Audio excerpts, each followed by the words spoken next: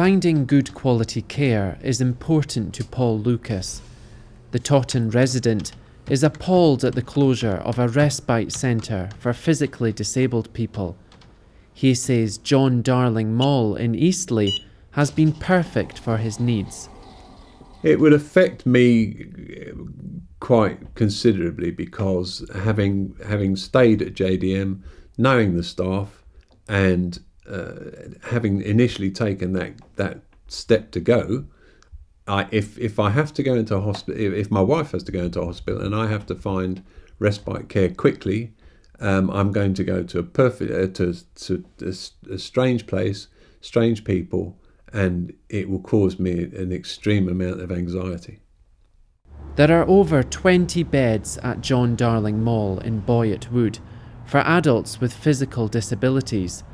Carers get some respite while their loved ones are staying there, but the doors will shut for the final time in March next year.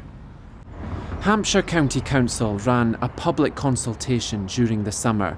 70% of respondents were against the closure. 14% supported the closure. Council bosses say the number of people using the service has decreased. They also argue the cost of refurbishing the unit would be too much. But residents say the council has allowed the building to fall into a state of disrepair. Scrapping the facility will save the council hundreds of thousands of pounds each year.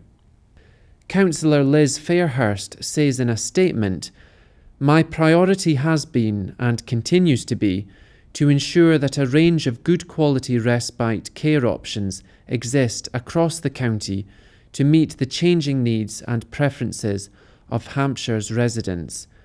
Those who currently use John Darling Mall will continue to receive respite support, and we will work closely with them and their families and carers to identify the most appropriate options to meet their needs, both now and in the future."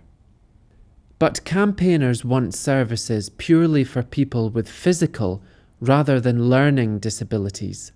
Other facilities, such as those being offered in Basingstoke, just 6 beds compared to the many which are here, shared of course with those with learning difficulties, as also day centres such as the Hexagon, also another place which is used by those with learning difficulties. There'll be so much pressure heaped upon that service, in merging the two together, that I suspect that those with learning difficulties will take priority, quite rightly, over those with physical disabilities, and those with physical disabilities just won't get the respite care that they vitally need in order to support their carers. Dozens of staff will be given redundancy or employed elsewhere in the council. 6 disabled people have been living at John Darling long term. The council plans to build extra care housing on the site. That's assisted living for adults with disabilities. Dale McEwan, that's Solent.